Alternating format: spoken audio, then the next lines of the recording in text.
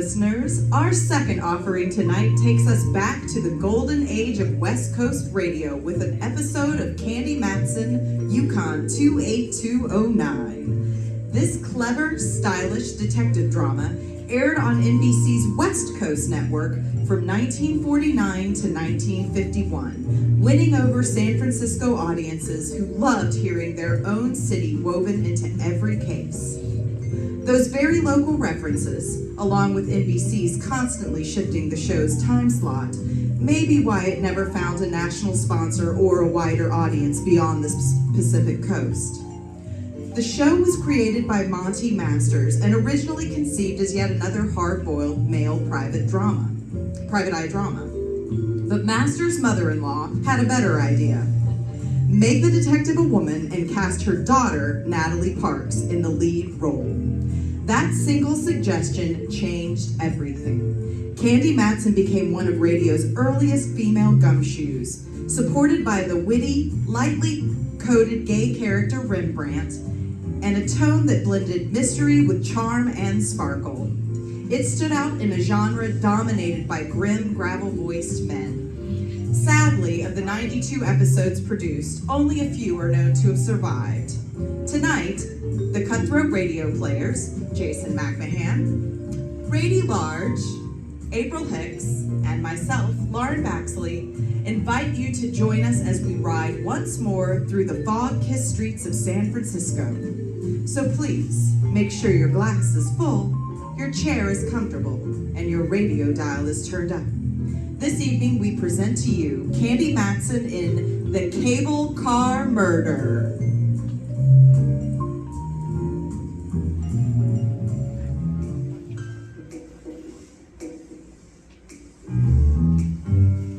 Do you have a little unsolved murder in your home? Got some blackmail you want to unload? Are you the victim of some vulgar extortionist? I know a gal you should meet. She may not be the greatest private eye in the world, and so what if she does cost you $300 or $400? She sure is sweet. She's Candy Matson. Like to meet her?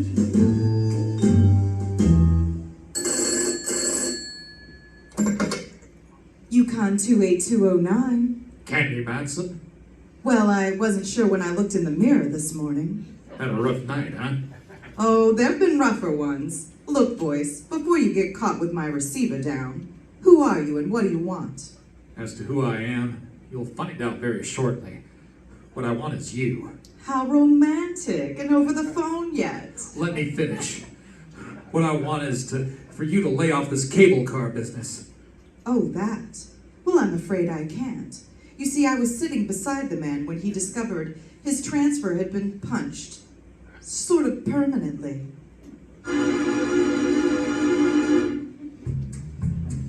That's how things happen with me. I get into the craziest routines. You see, I used to be a model. I've been told I had the proper displacements for such a career.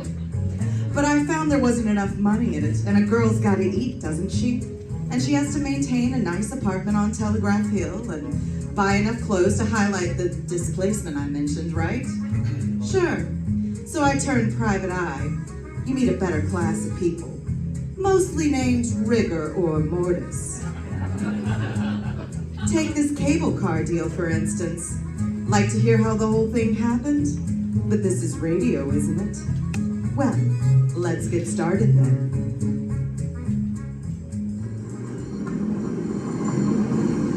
I wanted to get downtown that morning, but I couldn't take the F car on Stockton. They were ripping up about 87 blocks, which is par for the course. So I walked down Telegraph Hill and up to Mason. That's where the Bay and Powell cable car stops. All aboard? Come on, come on. We gotta make the Fairmont by quitting time. The car was loaded, and so was the character next to me. I tried to budge into the seat between him and a fisherman's wharf dowager, but I couldn't quite make it. I'd forgotten my shoehorn. Say, pardon me, would you mind reading your Wall Street Journal a little over that-a-way a bit? I'd like to sit in here. Oh, if you insist. A night of old. He budged nudged his hips about 1/4 of an inch, and I slipped in, ready for my rocket ride over the hill and down into town. The trip was, as usual, uneventful. 3 smashed fenders and several choice words I had never heard before, but I wrote them down. By the time my prairie schooner reached the turntable at Market Street, the crowd on the car had thinned out. But Buster was still beside me, his head buried in common and preferred. Market Street. I started to get down. Hey, lady, take your boyfriend with you. We're heading back up the hill. Boyfriend? I'll sue! He looks like the advance man for Lewis and Clark. Well, how do you like that? He fell asleep over his stocks and bonds. I looked again. Sir Galahad wasn't asleep. He was stone cold dead on Market Street. What a twist. I, who am always on the prowl for a whodunit, gets one tossed into my lap, literally. You see, he hadn't gone out of this world serene like, oh no. There was a steady slurp of blood trickling down his vest, just north by northeast of the equator. After half an hour of questioning by the homicide men, I knew my morning shopping tour was rained out. And after all, I was only going to buy an emerald pin to match the glint in my eye. Well, that would have to wait. I knew the next step, so I grabbed a cab home. I wasn't long in waiting.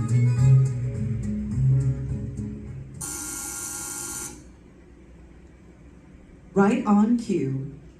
And if it was the right cue, it would be Lieutenant Ray Mallard from headquarters, daintily pressing his cuticles against my apartment buzzer. I was right. Right about what? I've been expecting you, Mallard. Come on in. You've been expecting me? Why, Candy? Naive little rover boy, you. Have a drink? No, I'm not in the mood. Just make it a double. Sit down, Mallard, and let's be civilized. Take off your hat. It is off. Oh? Candy, for once I'm puzzled. You're just saying that. Yeah, because it's true. I've checked and rechecked, and no matter how many loose ends I tie together, there's still no connection between you and Dwight Ellsworth. Dwight Who'sworth? Ellsworth. Your extremely limp traveling companion on the cable car this morning. Mallard, I can give you an angle on that. Yeah? Yeah. The angle being I didn't know him from Adam. Level? Straight. Aw, look, honeypot, this mediocre dialogue is getting us nowhere. What did you haul your size 11s in here for? Frankly, I don't know. Hey, fill it up, will you? Well, you're not just going around in circles, Mallard. You're going around in doubles. Yeah. Like I said before, Candy, you've got a pretty view from here. Oh, wait till I turn around. I meant from your window. Look at that shit down there just docking. Where? Just down there. That's romance for you. Probably arriving from the Far East. Here's your drink. Oh, thanks. You know, it's sort of romantic. Don't you think it would be fun to jump on a tramp like that and whisk off to the South Seas? On a honeymoon? No. That's what I thought.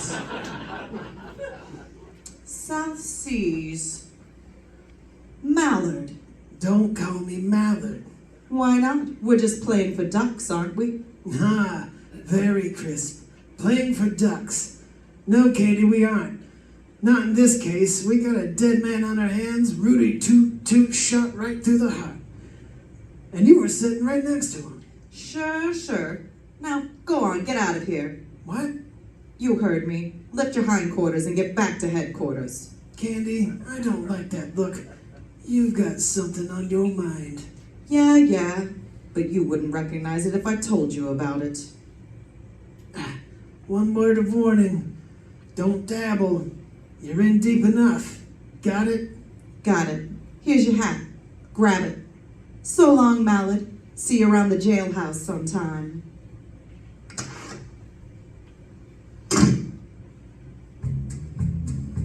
Feet faux thump. 'Twas then I smelled a big fat fee. That great, big, kind of attractive mallard missed the boat. Oh, he saw it, but he missed it. It was that ship he saw docking. That was the first time I came out of the dark since my giant dipper of a ride down the hill that morning. I needed help, so I called an old friend of mine, if you can call that help. Rembrandt Watson was his name. He's a photographer amongst other things, and he spent most of his life in the darkroom dabbling with bottles. His negatives and prints were sharp. His thought process, not quite. But he'd given me assistance in the past, so I called him.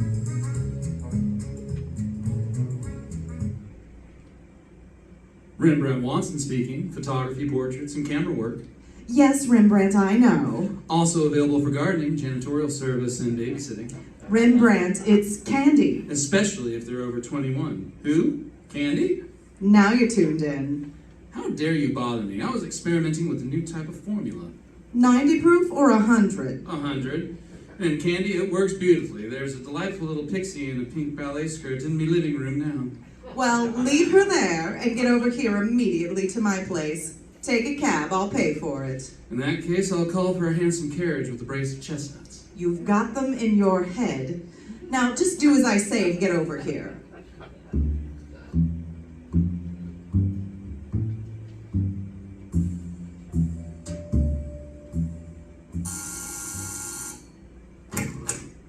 Float in, Rembrandt. Gladly. Where's the man to take me cloak, gloves, and topper?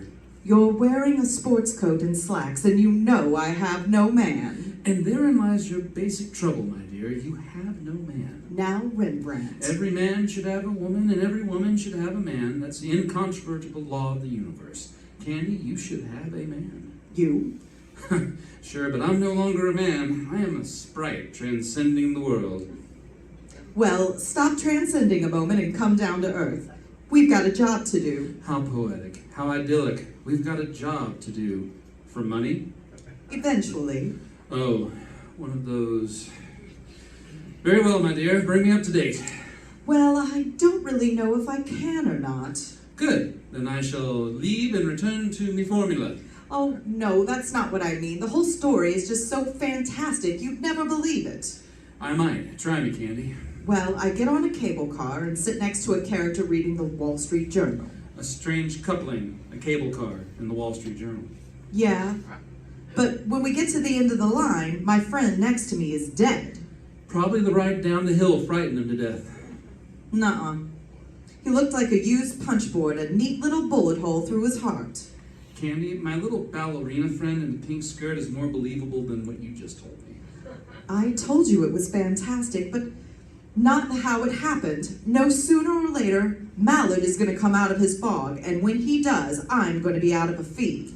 A fee that so far doesn't exist, my pretty. It will if my hunch is right. Now here's what I want you to do. Go down to the Chronicle and get all the back files you can on Southern Island Steamship Company. The Chronicle? A pleasure. I have a few questionable companions there who indulge in formulas.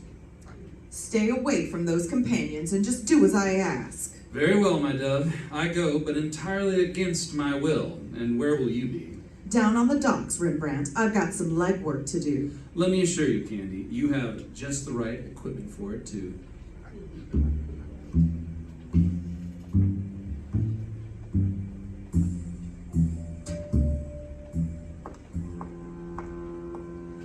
What a joint.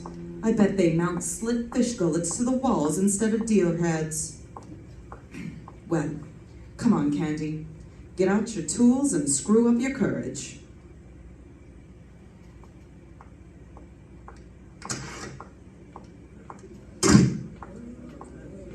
Yeah, miss. What'll it be? Nothing right at the moment except information. Information and water are both free. What do you want to know? I'm looking for the purser off the Dwight Saunas. I hear he does his shore duty in here. That's right. Name's Campbell. That head on the table over there belongs to him. Thanks.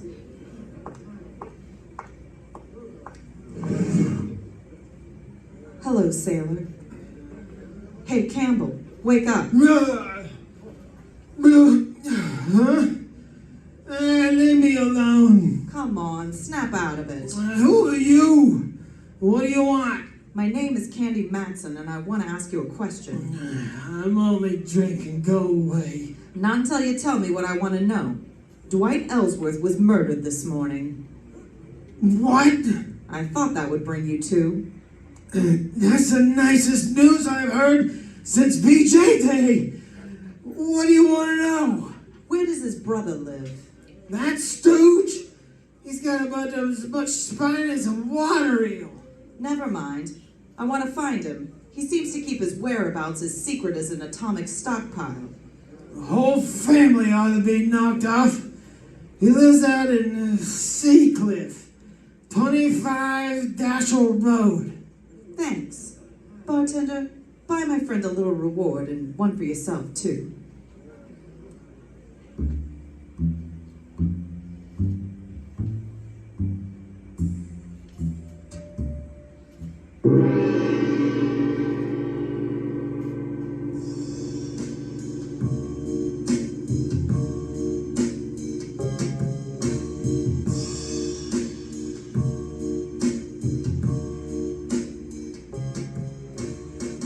Does life at the docks have your face down at the bar?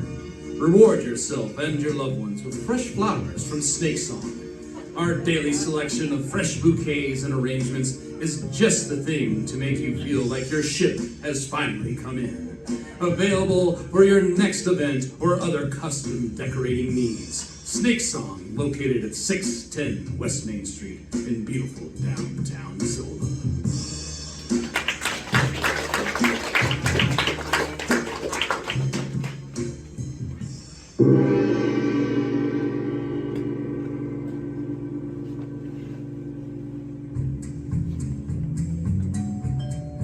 Well, so far so good.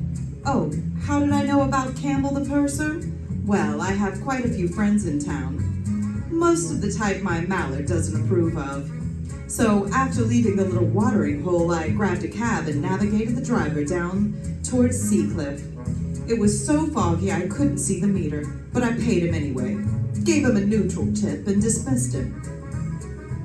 There it was, 25 Dashel Road, an austere-looking cabana, one that dared you to ring the doorbell. I dared. I had an awful feeling I should have been around the side door delivering laundry. Good evening.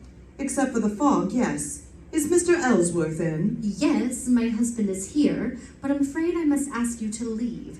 There's been a death in the family. I know, that's why I'm here. Come in, please. Thank you.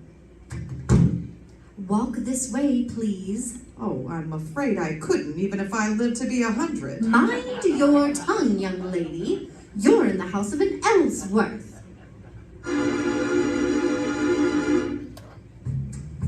Oh, hoity-toity. This babe had delusions of grandeur. Well, no need to get uppity with me. I've mingled with royalty. Why, once I had 3 kings in the palm of my hand at the Silver Dollar in Reno. But this old gal was really something. She couldn't have been more than 45, yet looked like something out of the Barretts of Wimpole Street. She ushered me into a high-ceilinged living room. There on the divan was my boy, his head lowered into his hands and quite obviously touched. Quite obviously. Roger, this young lady is here to see you. I don't believe you mentioned your name. Candy Matson. Matson, are you in shipping too? Of a sort. You'll pardon me if I don't seem hospitable, Miss Matson, but my brother was murdered. I know, I was sitting next to him when it happened. You were? Don't talk to her, Roger. I don't trust her. This whole thing is a threat of some kind. No, it's not a threat. It's a business proposition. I'll come right to the point. You see, I'm a private detective. Ugh, one of those persons. Put your nose back down, Mrs. Ellsworth. I want to get this show on the road. Yes, I'm a private detective and I'm in a spot, too. The police think I'm connected to the case in some way, so I'm here for a double purpose. I'm listening, Miss Matson. Roger, I don't think you should be talking to this This woman. Too late, Mrs. Ellsworth. Now, I can find out who killed your brother, but it'll take some money. Give me a check now for $300, and I'll find the murderer, and I'll also clear myself. Roger, I'm warning you. Naturally, you want to see the killer of your brother brought to justice, don't you, Mr. Ellsworth? Well... Don't you? Yes, of course. Here, I'll make a check out right now. Yes, thanks. Just make it out to Candy Matson, payable today. A lovely collection of guns you have, Mr. Ellsworth. You hunt much? Oh, yes. My wife and I are quite fond of shooting. She's an excellent shot. There you are. Thank you. I'll be in touch with you sometime tomorrow. The missus didn't say another word. She just stood there against the fireplace and shot sparks through me. After I waved the check in the air a few times to dry the ink, she showed me to the door. Very clever, aren't you? Taking advantage of a weak-willed man. I wonder who made him that way. Don't cash that check. I mean it. Don't cash that check. But Mrs. Ellsworth, that's $300 and I need the money badly. I need some new rolls for my player piano.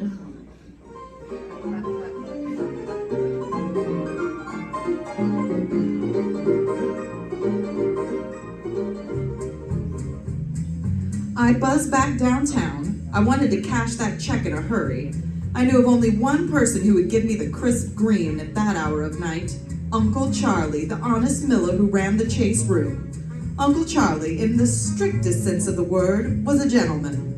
So, with a tender little pat on my cheek, he cashed the check and I went up to Telegraph Hill and home. All of a sudden, my eyes did a couple of inverted loops. All my lights were on. Who's in here? All right, speak up. Candy, light of my life. Come and join the party. Oh, Rembrandt, you gave me a scare. And you don't scare either, Candy. Got something on your mind? And Mallard, how ducky, a midnight soiree. What goes on here? Well, the chicken you had in the icebox is delicious. Was delicious. It looks like you've eaten everything but the bones. And your vintage is superb, too. Candy, have a little formula? No, now come on, what gives? That's my line, Candy. What gives? You're in on something and I want to know about it. Oh, Mallard, believe me, it's nothing. I'm just trying to parlay a couple of hunches. Tall hunches? Look at all those clippings on the South Sea Island Steamship Company. What are they for?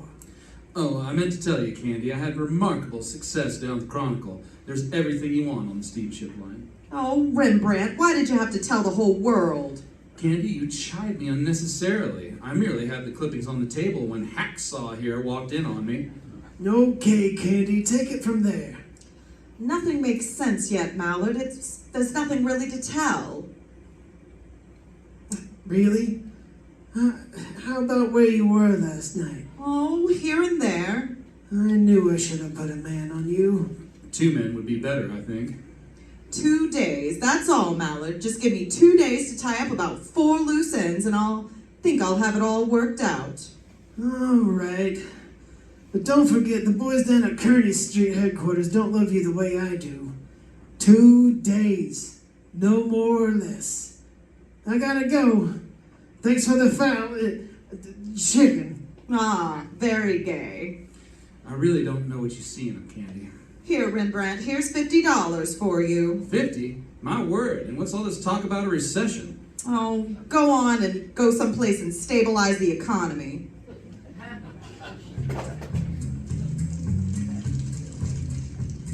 I whipped through the old newspaper clippings. It was all there.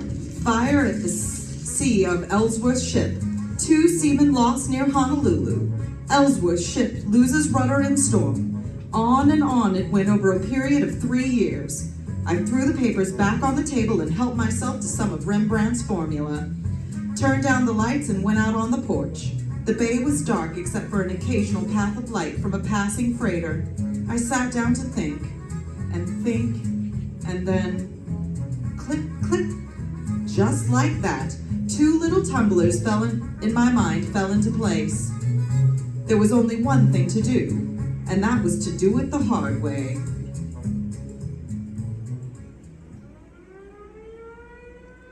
The next morning, just as the ferry building siren was sounding the 8 o'clock alarm for downtown San Francisco, I got Rembrandt on the phone. Candy, what on earth are you calling me for at this hour? I can't help it. There's work to be done. I did my work last night, so extremely well that I'm just now going to bed. I'm sorry, you'll have to delay your sack time. Meet me at the corner of Mason and Union in 10 minutes, right where the cable car stops. Now what are we gonna do? We're going to take a cable car ride. What? One of those bouncing, junky little contraptions? Not the way I feel this morning. Oh, yes you are. Union and Mason in 10 minutes.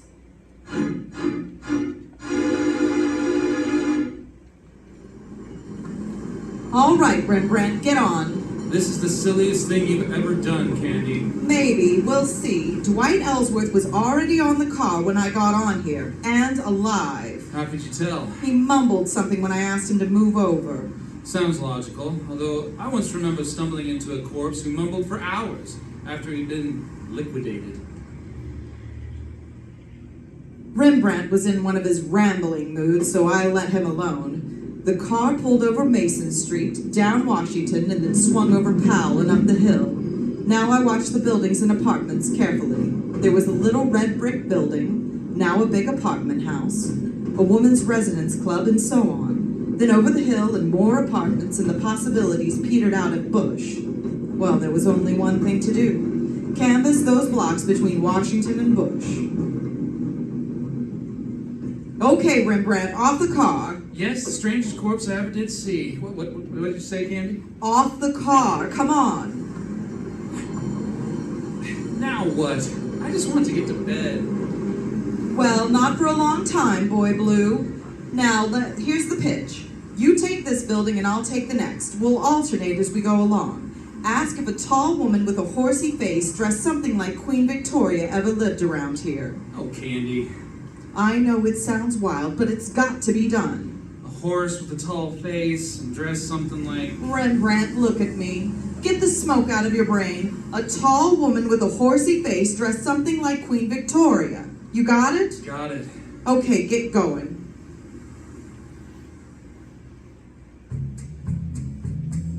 It was slow and tiresome, and the answers I got. A tall gal dressed like Queen Victoria. Oh, sister. That was about par. Nope. Nobody like that ever lived here. Are you positive? A dame who fits that description? Yeah, I'm positive. The morning wore on, and so did we. We were over on the other side of California Street now, so we stopped and had a bite to eat. I had pickles with mine, and Rembrandt had olives on toothpicks in a glass. And again, we picked up the hunt. My heart was suddenly making with a Roomba. There, just on the other side of Clay, in front of a 3-story red brick house, was a police squad car. There was a little knot of people gathered around. Daintily, I lifted up my crinoline and walked down the block and up some steps. I didn't have any trouble finding the room. The door was wide open and there was a body on the floor. 4 representatives of the law were buzzing back and forth. One of the buzzies was Mallard. Well, my little ambassador of violence, why is it you're always around the extremely dead, Candy? I've got no time to brandy the ad-libs, Mallard. Who is it? Don't know yet. No identification. Let me see. Oh, Oh? A pen pal, maybe? I was right. I knew it. Knew it? Knew what? You're right. He was a pen pal. He wrote me a check last night for $300. His name is Roger Ellsworth. What is it, open season on Ellsworth? Okay, Candy, time you filled in the blanks. Start. Wait a minute. I want to look at the window over there. Oh, boy. Mallard, there's a couple younger Ellsworths living around town. I'm sure you'd like to see them stay healthy. Yeah? Get over to 25 Dasher Road and pick up the old crone, also named Ellsworth. 5 will get you 20. She's the one you're after. All right. But you better get back to your place and stay put, understand? I'll want to have a more illuminating chat with you later. Oh, Mallard, I'm just like putty in your hands.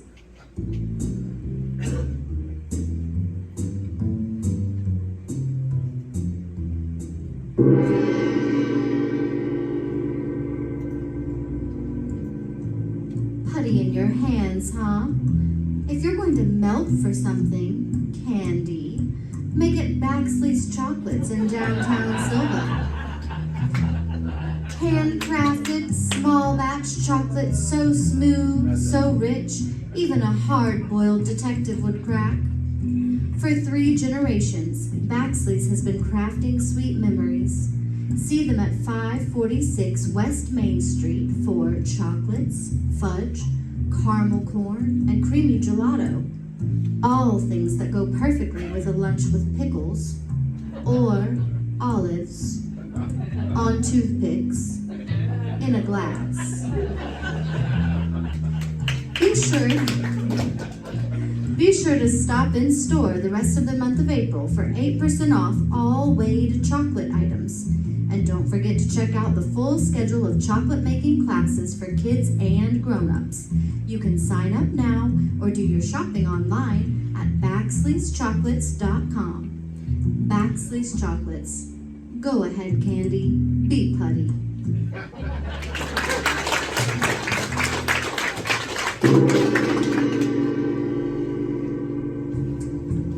The moon was coming up over Diablo and spraying a path of silver on the bay.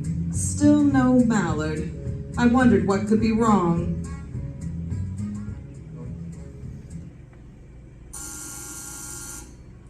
This was it. This was the showdown. Have you seen a tall Victorian face with a horsey woman? Oh, Rembrandt. Candy, I'm so mad at you, I could... Oh, what's the use? Oh, now what's the matter? What's the matter, she says. I've been roving all over Powell Street, ringing doorbells. Where did you go, you traitor? Rembrandt, I'm sorry. In the excitement, I forgot all about you. What excitement? There's been another murder. In a moment, there's going to be another. I'm looking right at you, Candy. Oh, cool off and have some formula and stop snorting steam. What was that? Your window, Candy. It just shattered. What? That window wouldn't have shattered by itself. Rembrandt, get the lights. What sort of silly game are we playing now? This isn't a game, believe me. Hit the light switch and duck down behind the sofa. Now! Candy, you all right? Yikes, it's the gumshoe. Yes, I'm all right. Where are you, Mallard? 2 houses over. We've got your girlfriend trapped on the roof next to you. Don't move and stay covered. Okay. All right, Mrs. Ellsworth. Are you coming down peacefully? Or do we have to play cops and robbers? I'm not coming down until I get that Candy Matson. She did it. She forced me to kill my own brother-in-law. Okay. Have it your own way. Loosen her up a bit, boys.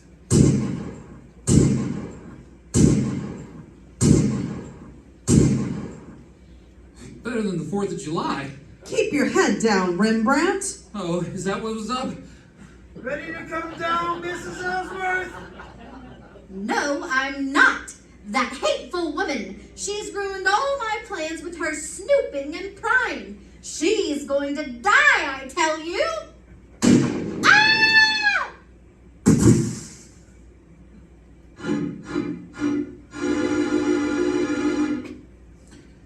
It was a miracle, Candy. You must have moved slightly just before she shot at you. It was too close, let me tell you. She's dead? Oh, decidedly. I think she was dead before she hit the ground. That one shot got her. What happened? Well, we went out to her house and she was just driving off.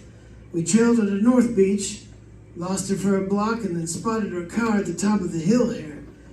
We arrived just as she was getting on the roof next door. Okay, now you tell me your little dream. It was that shit docking that set my wheels going round. The name Ellsworth started burning in the back somewhere. You saw the clippings Rembrandt dug up. Yeah. The South Sea Island steamship line was slowly being sabotaged. I did some checking and found that the insurance companies weren't going to renew. I didn't know why I didn't tie that in sooner. It's just that you have too many things on your mind, Mallard dear. I went out to the Ellsworth place looking for a fee, and when I left, I had a check for $300 and a line on a suspect. I was pretty sure the old girl had knocked off her brother-in-law. Why? Well, for several reasons. One, she was a venomous old witch. Two, you've never seen such a collection of guns in all your life. According to Roger Ellsworth, they both enjoyed using them, and he admitted she was a darn good shot. I noticed one little pop gun that was very interesting. Had a silencer on it. That's the one she used on you tonight. And on Dwight Ellsworth from the window of the apartment where her hubby turned up dead. When I examined the curtains, I saw a nice little bullet hole with burned powder all around it. Now don't tell me. Yes, I'm telling you, she rented that place knowing Dwight Ellsworth always went downtown on a certain cable car. She waited until that morning when we were riding by and she plugged him. Now I've heard everything. Not everything. The reason? Dwight Ellsworth, rather than fighting the insurance company, was going to sell the steamship line. The old girl thought she'd beat him to the punch by knocking him off. The company would then fall into her husband's hands. But what about her husband? At first I thought he was just another distraught, weak-kneed man with an overbearing wife. Sea Cliff's full of them. Rembrandt, please. Well, it is. Anyway, I'm not so sure. Not when I think about that phone call. What phone call? Oh, another little detail that just slipped my mind until now. No, I bet. I got a phone call this morning telling me to lay off the case. Looking back at it, that call could have only been placed by Roger Ellsworth. So despite all the boo-hoo-hoo tears, it looks like he was in on it from the beginning. Then with me poking around, they got nervous, and at some point the missus no longer trusted hubby and decided she was better off without him. No honor among killers. Somehow she lured him to that place on Pal, gave him some lead poisoning too, planning to inherit the whole caboodle herself. And to be sure she was safe, I was next in her sights. But I don't get why Ellsworth paid you to look into something he'd want to keep hush-hush. Well, it looks suspicious if he refused help finding his brother's killer. I don't think he planned on me living long enough to figure the scheme out or cash the check. Then he cashed out first, thanks to his wife, who saved me some trouble. Trouble? If she hadn't have killed him, I was going to. Candy. What? While I was waiting for you all to get here, the phone rang. It was Uncle Charlie at the Chase Room. Roger Ellsworth check bounced like a brand new golf ball. What's so funny, Mallard? Listen in again to the adventures of Candy Matson girls soccer. Well, that's the way it goes. Sometimes you win and sometimes you don't. In this case, nobody did, except Rembrandt. He stocked his dark room with $50 worth of formula. And not the kind you use on negatives either. Let's see, there was the murder on the cable car, Dwight and Roger Ellsworth done in, as well as the old gal, and one check that bounced. It really does sound fantastic, doesn't it? But I told you this was radio, didn't I? Oh, wait a minute. Maybe I did come out ahead after all.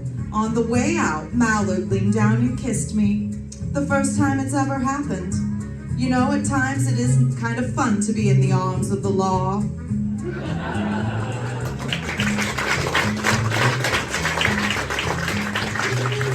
That's our show for this evening.